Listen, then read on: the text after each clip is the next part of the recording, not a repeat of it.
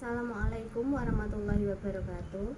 Nama saya Ananda Amana Prihutami, NIM 2018-12-102 dari kelas akuntansi 6B. Akan menyampaikan materi mengenai kode etik profesi akuntansi menuju era global.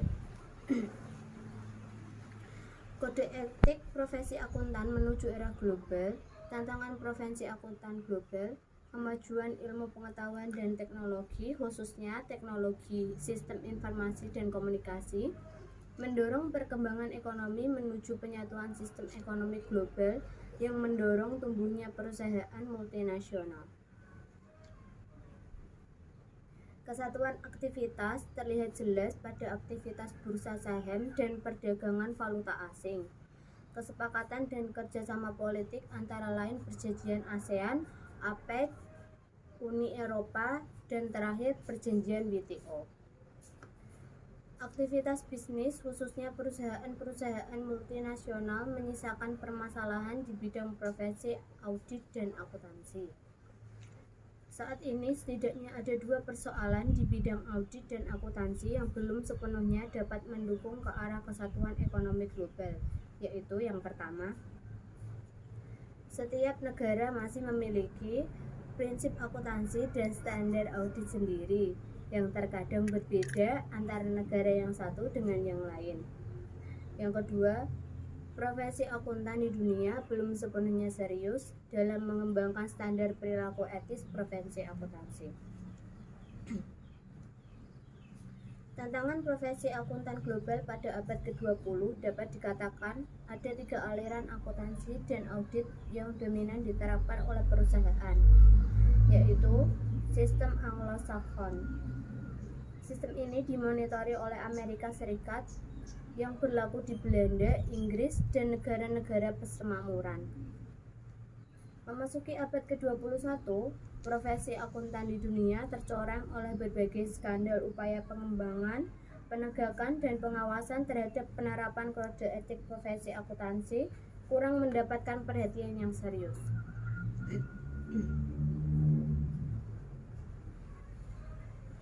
Kode etik profesi di Amerika Serikat menurut Duska.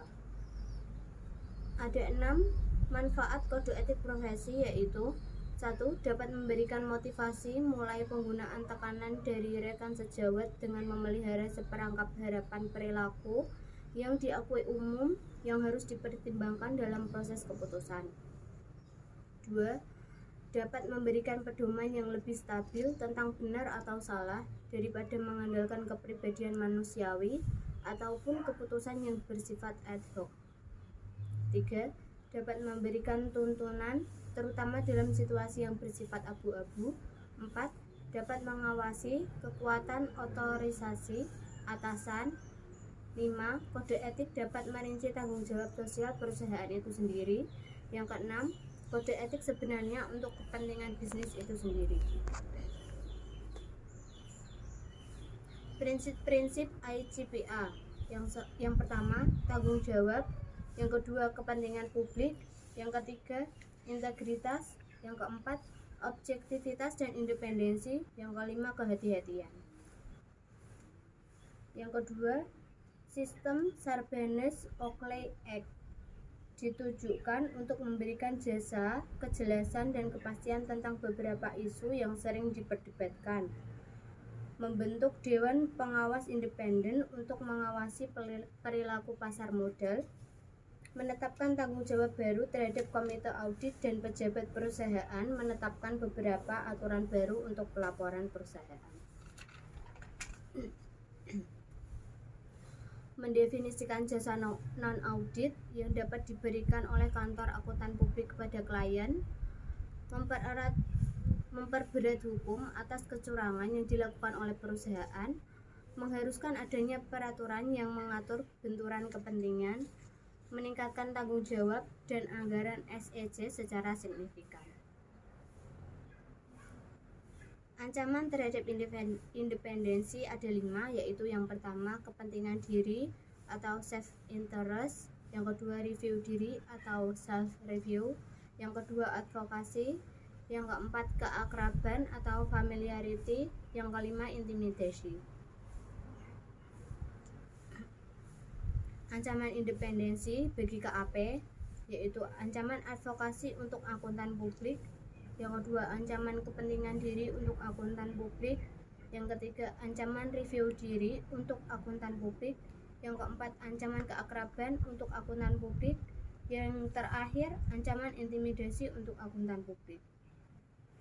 Kode etik akuntan bisnis. Penerapan prinsip-prinsip etika fundamental untuk akuntan bisnis bagian C terdapat dalam nomor 300. Nomor 300, pendahuluan. Kemudian nomor 310, potensi konflik. 320, penyusunan dan pelaporan informasi. 330, bertindak dengan keahlian yang memadai. Selanjutnya, saya akan menyampaikan profesi yang berkaitan erat dengan etika profesi dan bisnis. Ada profesi auditor. Auditor adalah sebuah profesi seseorang yang memiliki kualifikasi tertentu dalam melakukan tugas audit atas laporan keuangan dan kegiatan suatu perusahaan, organisasi, lembaga, atau instansi. Syarat-syarat umum menjadi seorang auditor yaitu memiliki keahlian dan pelatihan teknis yang cukup sebagai auditor. Yang kedua, memiliki independensi dan siap mental, menggunakan keahlian profesionalnya dengan cermat dan seksama. Dalam Auditing Practice Committee yang merupakan cikal bakal dari Auditing Practice Board pada tahun 1980, mengemukakan beberapa ringkasan tanggung jawab sebagai seorang auditor. Yang pertama, perencanaan, pengendalian, dan pencatatan. Yang kedua, sistem akuntansi.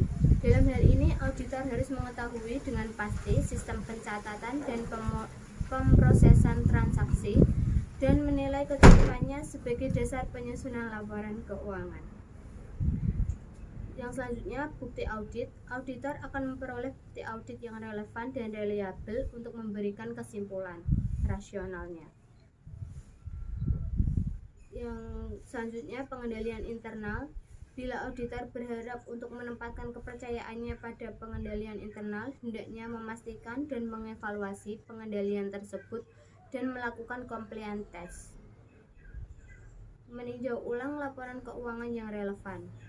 Auditor melaksanakan tinjau ulang laporan keuangan yang relevan secara seperlunya dalam hubungannya dengan kesimpulan yang diambil berdasarkan bukti audit lain yang didapat, dan untuk memberikan dasar rasional atas pendapatan mengenai laporan keuangan. Dalam hal ini menyambung ke hasil akhir yaitu opini audit. Aturan-aturan perilaku yang harus dimiliki oleh seorang auditor. Yang pertama, integritas. Auditor internal harus melaksanakan pekerjaan secara jujur, hati-hati, dan tanggung jawab. Harus memenuhi hukum dan membuat pengungkapan sesuai ketentuan hukum yang berlaku. Tidak boleh secara sadar terlibat dalam kegiatan ilegal yang dilakukan oleh perusahaan. Harus menghormati dan mendukung tujuan organisasi yang sah dan etis. Selanjutnya ada sifat objektivitas. Auditor tidak boleh terlibat dalam kegiatan atau hubungan apapun yang dapat diduga menghalangi penilaian secara adil, termasuk kegiatan hubungan apapun yang mengakibatkan timbulnya pertentangan kepentingan dengan organisasi. Tidak boleh menerima apapun yang dapat diduga mengganggu pertimbangan profesionalnya. Harus mengungkapkan semua fakta material yang diketahuinya. Apabila tidak diungkapkan dapat mendistorsi laporan atas kegiatan yang direview.